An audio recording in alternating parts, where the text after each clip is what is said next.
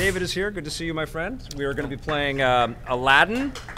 Yay, David. And you said before we were rolling here that you beat this many times as a kid. Yes, when I was younger. Pressure is on, my friend. This is not an easy game. There's some challenge to it. We'll see. Oh, listen to that. Oh, I like it. We're going to have a nice, long, meaty play of Disney's Aladdin. This is a classic made by Virgin Interactive, which really housed a big chunk of the Shiny Entertainment team that went off to go and make Earthworm Jim and a bunch of other excellent games. This is a very special cartridge because it ties into a little bit of what we were talking about, the importance and relevance of the Disney animated work, and Aladdin as this property that just crossed over and became a massive success in a million different directions. Also here, also on the Genesis. This is a game that was incredibly important to the original Sega machine, because the SNES had an Aladdin game made by Capcom, which was also good, but it was different. And this really showed the power of 16-bit platforming and especially character-based animations. And what happened is the Virgin team was able to work with the real Disney animators, the people that were hand-drawing a lot of the animation for the movies, which was incredible. All right, Blade Blur has a comment saying, Earthworm Jim is turning 25 in 2 weeks. Talk about a day and everything cool. Wink. Did we put Earthbound into, is this day and everything cool? No, in 2 weeks. Yeah, spoiler alert, Blade Blur. That's great that you have that on your calendar, though. You're David, right? I've got David with a question mark. Yes, it's David. Blake's editing in general is great. He seems to be having fun with it. That's from Olaf Christensen. He is unbelievable, and I got to tell you that we have this this pretty good routine going, this pretty good dance, because for us to keep making new content means that I have to be watching and playing a ton of stuff, and then I go off and shoot it, and I send it off to Blake, and he cuts it, and we have this ability to wordlessly create some pretty cool videos. I'm very proud of the work that we're doing together, but he kills it. He makes me look a lot smarter than I am, and he takes out a lot of my trying to search for words. There's a lot of times when I'm shooting the reviews live and I go, oh shit, I'm sorry, Blake, I screwed up. I boxed myself into a corner and I can't get out of it. I can't think of something or whatever, and I have to start over again. And he cuts it all together and it's all so smooth. Love that guy. Got a comment from Abby Jameson. Still can't believe we are actually getting a TurboGrafx 16 Mini. Me neither. And I know that Johnny Millennium is having like a 2-week party right now, 2-week celebration at his house. All the decorations are up. He's just dancing around with TurboGrafx balloons. I can't wait to play some of those games. Especially, it's cool that Snatcher's on there. True confession, I never played Snatcher. I don't have it on my Sega CD collection. I have a collection of Sega CD games, and I have a collection of Sega 32X titles, but I didn't get everything, because we were already starting to move in the direction of EP and the CD-ROM era, the PlayStation, and whatever Nintendo had up their sleeves, just as 16-bit was kind of dying. So I never got into the TurboGrafx stuff. Can't wait. Question from Blair Farrell. Any word on when you are getting a code for Marvel Ultimate Alliance 3? Trust me, I have asked a couple of my friends in the Nintendo world. I'll be looking at my email as soon as the show is done. I can't wait to play. Nintendo's going to have a big couple of weeks. They've got Marvel this week, and they have Fire Emblem next week. That represents hundreds of hours for me. That's that is going to be. I'm going to be living on the Nintendo Switch as if I aren't doing that enough already. But yes, I'm going to be very busy with those 2 games, and I can't freaking wait. Question from Jeff Meacham. How's Ben Silverman doing, and when is he going to be on the show? Ben is doing great. He works for Apple. I think he's announced that, right? Everybody knows that. He works for Apple. He works on secret stuff. I don't know what he does, and he can't really tell me. And he sure as hell can't come on the show and tell us. So I would love to have him here, but I have to kind of respect the fact that his world has really changed. He works for a huge public company that has very strict rules about who is able to go out there and be a public person around anything. So follow Ben on Twitter. He's amazing, and I miss him like crazy. I miss all my people. Actually, there's some bit of news. Jose shared this on his social media, but he's engaged. He's getting married. He got engaged over the weekend. So Jose Sanchez, love you, buddy. We will definitely have him on very soon. I haven't had Jose on for a while, so he'll probably Skype in, but maybe we'll get him to come here if he's coming up through the Vancouver way. We'll definitely do that if he's coming up through the Vancouver way. Yeah, I miss everybody. Got to get Scott on pretty soon as well. What is your unbiased opinion of the music for Aladdin on the Sega Genesis? This is from Blade Blur. Tommy Tallarico made the music here for Aladdin. He was part of that Virgin Interactive team.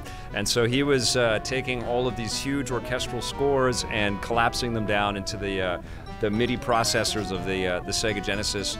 And he was, he was just thrashing and working on that machine until he could make it sound somewhat recognizable to these big, huge cinematic scores. He did that a lot, though. He worked on Genesis hardware on all of those games, Cool Spot and Global Gladiators and Earthworm Jim, and he was able to get incredible audio and incredible music out of it. There is like a whole, when you go into the menus, there's a whole sound catalog, and you can listen to every sound effect and every music piece that's in the game. And it goes on for pages and pages and pages. It's clear that a lot of support was given to Tommy and his team to put some incredible audio work into this game.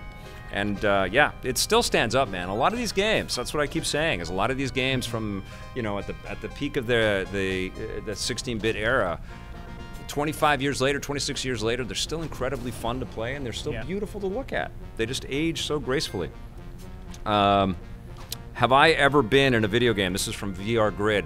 I have. I was photographed for an NHL Hits game, so you could, I don't know if you had to choose my name or something, but I was one of the players on the ice, and my voice was in a few games that Tommy actually did the audio for. The Maximo games, I think I'm in both of the Maximo games, and I think I'm in Advent Rising. I'd like to be in more. But I'm totally cool just being sort of background audio or whatever. We did something with Digital Extremes ages ago. They actually said, we need a bunch of voices. Can the EP crew record a bunch of VO and send it to us? And they sent us a script, and we had the whole team, editors and camera operators and web people, and we all got in the booth and recorded some stuff, and we sent it to them. I can't remember what game it was, but we've done that from time to time. It's super fun. Oh, and I'm playable in Retro City Rampage. What's the code? Is it Elect Play? Yeah, if you punch in the code for Elect Play, you will see the whole team of characters will pop up in the character select or the barbershops or whatever. All of our faces pop up in there, and you can play as any one of us from back in there. Jose and Scott's in there, and Brianna's in there. It's pretty fun. Yeah, it's a trip, man. I love these little cameos that we've been able to do. Still looks and sounds amazing. That's what Barcode Teacup is saying. Absolutely. Abby, I remember the original TurboGrafx, the first 16-bit machine, but the sales weren't great. Nintendo and the Sega Master System had the best exclusives. Rick Savage. Yeah, Nintendo and Sega, man, they worked hard, man. There was a lot of muscling. Nintendo had some dirty tricks. They did some dirty things with retailers to kind of keep that market share back then.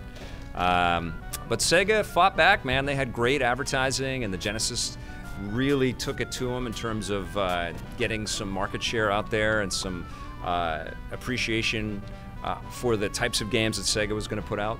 I was a Sega guy before I was a Nintendo guy. I had the NES, and then I jumped to the Sega Genesis, and I was like, the NES was okay, but it was at the end of its cycle. So as the Genesis was coming out, I made that leap to the Genesis, and there was just no going back to the NES at that point, because these games looked a lot closer to arcade for me. And I loved Sonic the Hedgehog, and I loved EA's NHL game back then, and Mortal Kombat. But then I told this story a couple times, but I was babysitting for a friend's kid, and they had a Super Nintendo hooked up to a TV that had stereo output, and I heard ActRaiser's stereo beautiful music on the Super Nintendo. I went, what the hell? I gotta get one of those. I flipped out and I got one of those, and I never looked back. I became a Super Nintendo nerd. But you know what? This is the Mega SG. I've reviewed this already, and I've picked up a bunch of Genesis games over the last little while. I'm obsessed with 16-bit superheroes, and I have to say I've been finding a lot of love out of the Genesis because I kind of moved away from it. What do you like better, the Genesis or the Super Nintendo? Super Nintendo. I think most of us, Super Nintendo or Genesis? Super Nintendo? Yeah, most of us, Blake, Super Nintendo. I think overall I still am Super Nintendo, but I wasn't expecting to love these Genesis games as much as I've been digging them. You know, like they have a ton of good ones out there. Captain America and the Avengers was one that I was recently playing. Love it. Let me know in the comments below what you like between the Super Nintendo and Sega Genesis. I'm sure the Super Nintendo is going to win. Question, hey Vic, will Marvel Ultimate Alliance 3 have online co-op? If yes, do you want to play together? Dibs on Wolverine. It does have online co-op, and that is a game that demands some online co-op. And you know what? I should get on the on Discord server, and we should set that up, right? Yep. Yeah. Is everybody buying that game? You're getting it. Jordan Cunningham's getting it. It's going to be a few of us that are getting this freaking game. Okay, stay tuned. I will definitely try to coordinate some cooperative play, and I'll record some of that so we can put it in my review. Was just playing the Incredible Hulk on Genesis, and the music is terrific. Now you make me want to play the Incredible Hulk, Blair. You see what you just did there, man? Yeah, they've got some great great, you know, scrolling, fantastic, side-scrolling, awesome entertainment on the Genesis.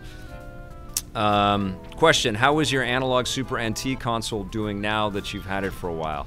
It's doing great. I bounce back and forth between the SG and the NT, and I love them both. Analog made two very special machines. They cost you a fortune, but I had this big chunk of cartridges, as I told this story before, and I was like, well, I want to play these things again, but I can't even find all of the connectors for my old Genesis and Super Nintendo stuff.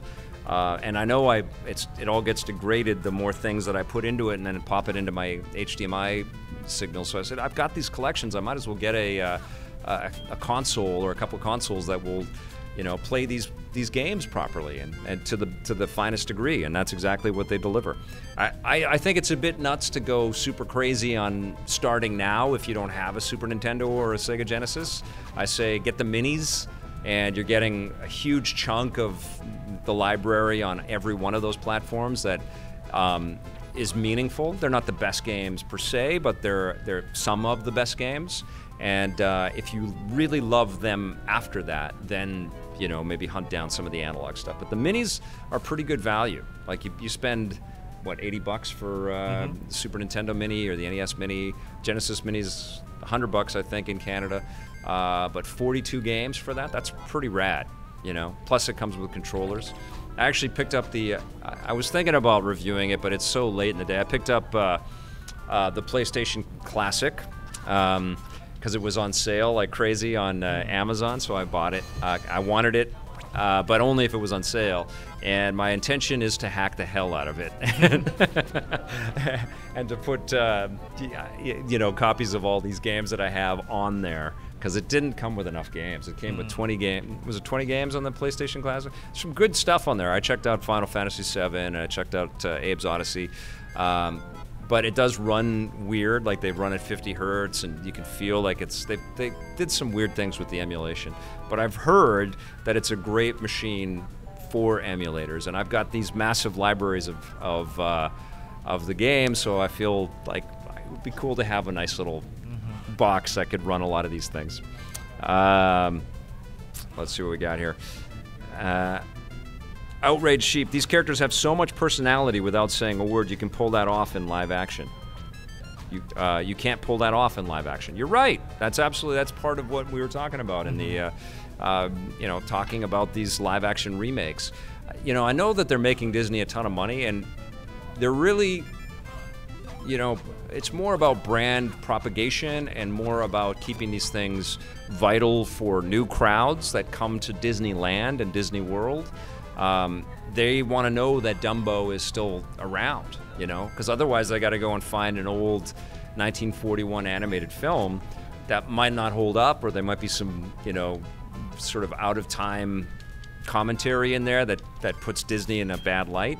So they want to kind of sanitize them and refresh them and hype them up and put them out there, because even if they're only modest hits in theaters, you know, on the merchandising scale or when people go and visit the theme parks, it's another sort of marketing avenue. It's another way to bring people in. And, you know, people will get on that Dumbo ride in Fantasyland at Disneyland, and they get off of that and they can buy a Dumbo plushie that looks maybe a little closer to the new live-action movie. Let's see. SNES Classic is about 170 bucks right now. Is that true? That's what Taz is saying. Maybe that's because it's sold out. It's very hard to get. The only issue with the PS Classic, even if you hack the controller situation, but thankfully Bluetooth controllers work well on it, that, and I wish it was 1080p and not only 720p. Yeah, definitely you can feel concessions were made. Concessions were made across all of these different, these mini systems, but they're pretty cool, you know? They're pretty cool that we have them all. I'm actually gonna hook up a little mini system nook in my game cave, and I'm gonna get a little. I talked about this on the last show, but I'm gonna get a little rack and I'm gonna stick them all in the, you know, and then get an HDMI splitter to kind of tidy up all the wires, because I got them all over the damn place. Willie Figueroa, thank you very much for the super chat, man. That's very sweet. Thank you. Graham Coombe has got a question. Hey Vic, do you think we're gonna get a remake of Super Mario 64 on the Switch? That's a good question. It's a good question. I think that they might make a Nintendo Mini, and I don't know if they're going to remake Super Mario 64. I heard that they're holding off on making like a mini N64. Because Nintendo. It's too much money? I don't know if it's the money aspect, but if they did make one, they have such a backlog, a catalog that I mean everyone would buy it. I think they're going to make one. Yeah. It's just a question of when it will come. Yeah. And I don't know if they're going to want to remake an N64 game and have that at the same time. Maybe they'll have a direct sequel to Super Mario 64 for the Switch, which I think would be a better idea. Or make a Super Mario Maker 64, which would be pretty rad, you know, like a 3D Mario making game. That would be pretty incredible. It's really easy to dream up stuff for Nintendo to do, isn't it? It's like they have such a history and so many things that we love. It's just like, do this, Nintendo, do that, Nintendo, do this. Isn't the architecture of the N64 extremely difficult to properly emulate or recreate, hence the reason for not doing it? So I've heard anyway. That's from Tyfish. Definitely they're talking about much more complicated hardware that even though it's 25 years old, it's still going to be a little cost prohibitive. The analog thumbsticks are not cheap. There's a lot more to the guts of the N64 that will cost quite a bit of money. My question is, when you have the Nintendo Switch Lite coming, why not just put a little bit more space in there for Game Boy cartridges or DS cartridges? Why not just have an extra thing and say, you know, you lifelong Nintendo fans, guess what? You want a portable system? Not only will the Switch play all your Switch cartridges, it will also play your... Could you imagine if the Switch Lite did that? That would be phenomenal. And, like... Or it would be incredible if, yeah, somebody could figure out, because it's a USB-C charger, it'd be amazing if there could be some kind of peripheral that you could stick in that would accept the old cartridges, or something even through the cartridge slot. I would love that. I would love Nintendo to make a kind of a Game Boy, a mini Game Boy, even though they're mini, but you know what I'm saying. It comes packaged with a bunch of games, but also gives you the ability to find your old cartridges and play them again. Again, this could be the help Nintendo run their business power hour. Nintendo, or comment from Jordan Cunningham. I bought the NES Classic used from a friend. It only had the controller, only one controller, but I bought the SNES Classic day one so I can use the same controller for the NES Classic. Yeah, they all use the same stuff. And then, of course, the 8-bit DOE line has controllers that... they have a Bluetooth solution, so you can use any controller through their Bluetooth receiver, or you can use their pretty exceptional controllers as well, which you're using, actually. You're using the, what is it, the M30? They have so many of these things. M30, yeah, those are great. The N64 was phenomenal. Such a great machine. Would love Rare Replay on Switch. Even just call it Rare Replay Mini and just have the N64 games. Blair Farrell, I like what you're thinking. I've got a review coming up where I talk about a scenario, again, helping Nintendo run their business, where I talk about something along the lines of Microsoft and Nintendo and Rare working together on something. I'm not going to spoil it because it's in my review, but yeah, it's these are interesting days. We've got a question or a comment from Abby. I'm more than ready for some later arcade releases to come to Sega Ages. I'm keeping my fingers crossed for Planet Harriers. Abby, you've got an encyclopedic knowledge of the history of games, and it always amazes me, the comments and the insights that you have. Hyperkin is working on a system that will do the N64 games. I'm very excited about that, actually, if it comes out at a reasonable price. It should be out pretty soon. I might pick that up just for the HDMI connection. I have one of these HDMI converters where you can plug in RCA cables and then you get an HDMI output. It's not great. But the thing that I found, I talked about it on Instagram, is I found the Wide Boy that plugs into my N64. Told you. Very nice, my friend. What did you beat this? Where are you? No, like second level. Second level, yeah, fantastic. Keep it going, keep it going. The Wide Boy is a very difficult thing to find out there, I found out, and I don't know how the hell we have one, but we have one, and it plays Game Boy games, so you can pop in Game Boy Advance games, and they scale up beautifully on the N64 hardware. So I was playing some GBA titles on the N64 through HDMI, and I think I'm going to have that opportunity through the GameCube that has HDMI. I should find out who the company is that sent me that unbelievable GameCube. Ah, right, yes. Yeah, we have scan converters that we can tie. Yeah, I'm trying to have not 75 things plugged in though. I would love to be able to just have one cable plug in and I get great resolution. That's why the mini consoles are great, man, and that's why things like these are phenomenal as well.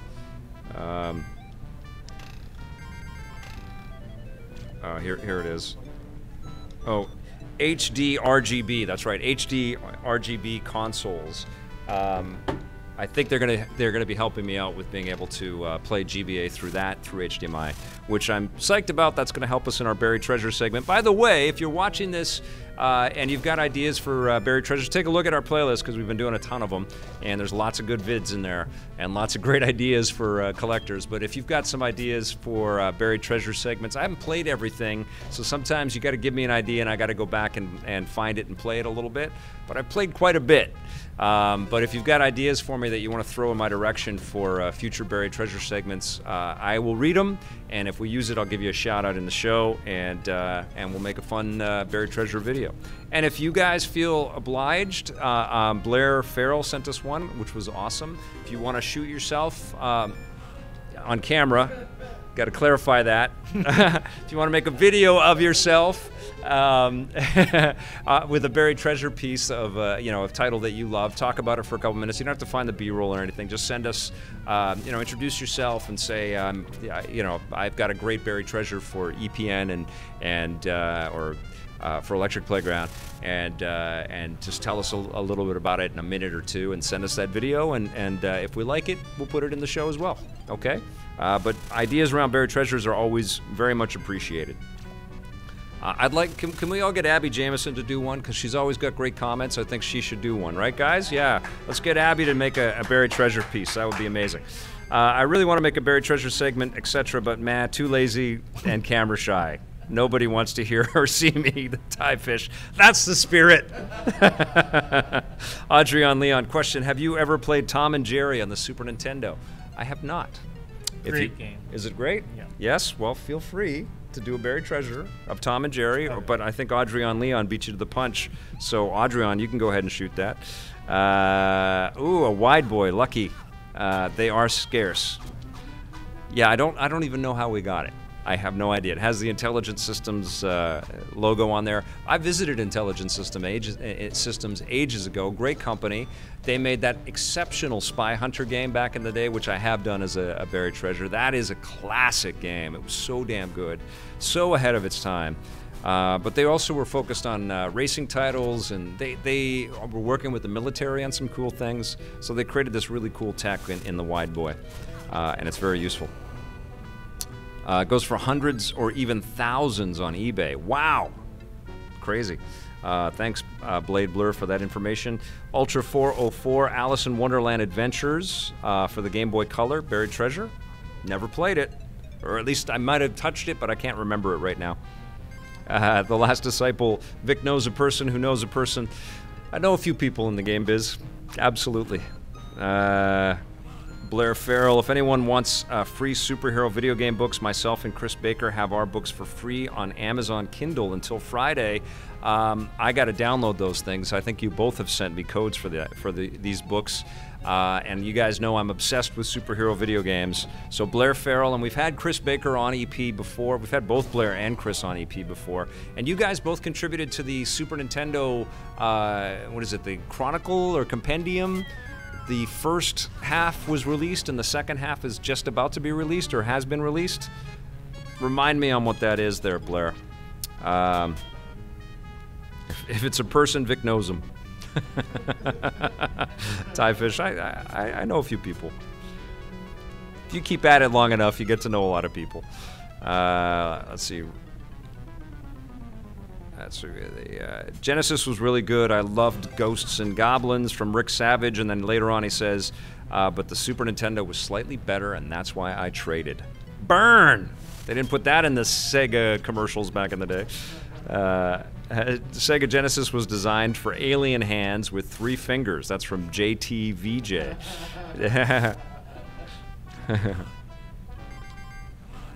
You should request one of those Eon N64 HDMI adapters. Blair Farrell. I might track some of that down, actually. Yeah, I'll take a look at that. I know that there are cables. I had a company reach out and they wanted to send a cable for something. Maybe this was it. I'll take a look at that. Does the Mega SG have the Blast processor? I believe so. I believe it does. It seems to be creating a blast with its processors right now, right? Yes? Great game. Yeah. Great music. I do wish that it had 32X support for the cartridges without having to plug in that stupid 32X. It would be great if I could just take my 32X cart and stick it in. There's only one I want to play. It's the Star Wars arcade cartridge. I can't even remember it. I used to, I mean, I've had it, I bought it, and I had the 32X. It was just this just huge, you know, Frankenstein of a system once you got the Sega CD and all these pieces put together. But I do remember playing it. I think I liked it. But what happened is, like, that stuff came out, and then the 3DO came out, and it was pretty interesting, and they had Road Rash and, you know, CD-ROM tech. It was pretty cool.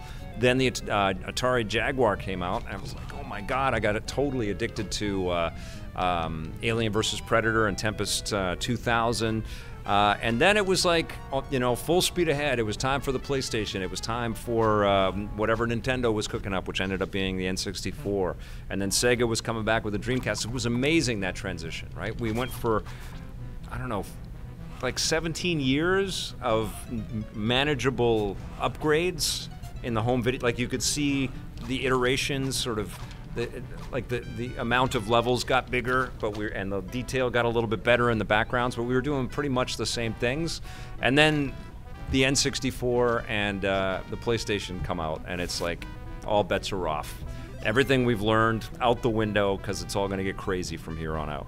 That's why this business is amazing. It does a lot of that reinvention all the time, and scrapping everything and starting over all the time.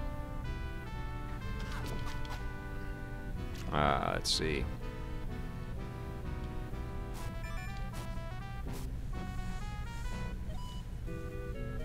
I can't, KFXG, I can't wait to come back to Vancouver and attend VFS and see EP Live in person again. Had such a great time at VFS this past week for the intensive course. Also, shout out to David. So that was the guy from Regina, Kane. That's Kane, yeah. Yeah.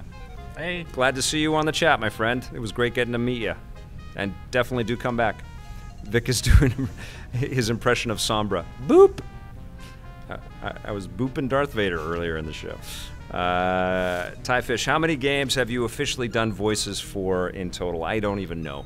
I don't know. It's less than 10. It's not tons and tons. Vic, you should have Greg Seward come on and talk Genesis and his YouTube channel, Generation 16. I'd love to have Greg on the show. He's pretty damn cool, and he works in animation. I don't know if he wants me to tell him. He works in animation. I'll just say that. And maybe that's something that we can talk about when I have him on the show. I know this is a little off topic, but what do you think of is next for the Uncharted series? I've been thinking about that for a while now, and I'm hoping for one that follows Sam Drake. That's from Kane, KFXG.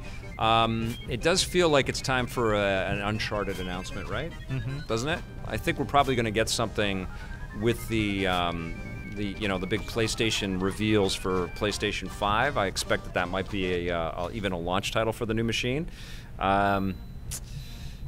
What do I want? I want something that's better than Uncharted 2. That's all that I want. Uncharted 2 is still the best one. And I don't know what that means. I don't think that means copying Uncharted 2, but I want one that is taking us in the next level in narrative, interactive entertainment. Mm-hmm. And I think they have to kind of go even broader with the environmental stuff and be even a little bit more open-ended. It's a tall order, right? Like you have to stay focused on your objectives, and you have to feel like you're being pursued in a way that drives a story forward. And in the past, Naughty Dog has been able to kind of fine-tune that quite well. But now with all of these incredible open-world experiences like the upcoming Cyberpunk, Spider-Man, God of War to a degree, although it wasn't that open-ended, maybe moving a little bit more in that direction for Uncharted would be a good thing. But not easy to do, and presumably these guys at Naughty Dog did such an incredible job on Last of Us, and hopefully Last of Us 2 is better, and hopefully the learnings from that sort of dovetail into a reinvention for Uncharted. That's a big question, though, and it's a good one. Let's see.